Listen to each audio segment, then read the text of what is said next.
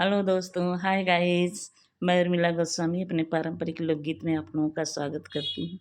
आशा करती हूँ कि आप लोग अच्छे खासे होंगे। अगर मेरे चैनल पर नए हैं तो प्लीज़ मेरे चैनल को सब्सक्राइब कीजिए। कोई भी मैं गाना अपलोड करूँ तो सबसे पहले नोटिफिकेशन आप लोगों को मिले। और आज मैं आप लोगों को एक भजन सुनाने जा रही हूँ। बहुत प्यारी सी भजन है। अच्छा लगेगा तो कमेंट में ज़रूर बताइएगा।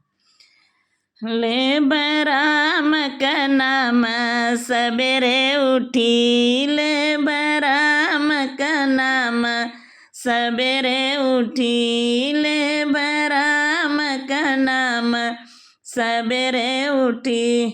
के करे दुआरे नीति गंगा बहतु है, के करे दुआरे नीति गंगा बहतु है।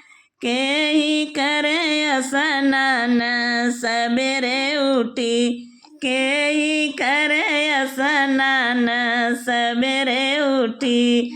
ले बराम का नाम सबेरे उठी, ले बराम का नाम सबेरे उठी।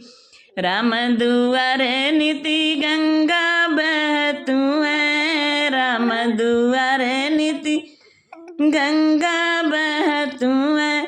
सीता करे स्नान सबेरे उठी, सीता करे स्नान सबेरे उठी।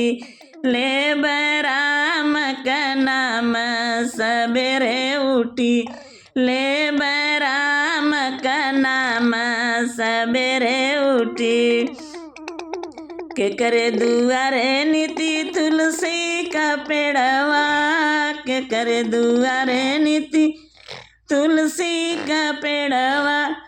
के करे पूजा पाठ सबेरे उठी, के करे पूजा पाठ सबेरे उठी।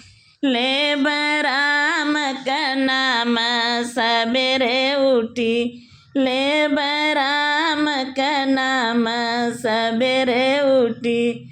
राम दुआरे नीति तुलसी का पेड़वा, राम दुआरे नीति तुलसी का पेड़वा। सीता करे पूजा पाठ सबेरे उठी, सीता करे पूजा पाठ सबेरे उठी। ले बराम का नाम सबेरे उठी, ले बराम का नाम सबेरे उठी। नमस्कार। भजन कैसा लगा कमेंट में ज़रूर बताइएगा।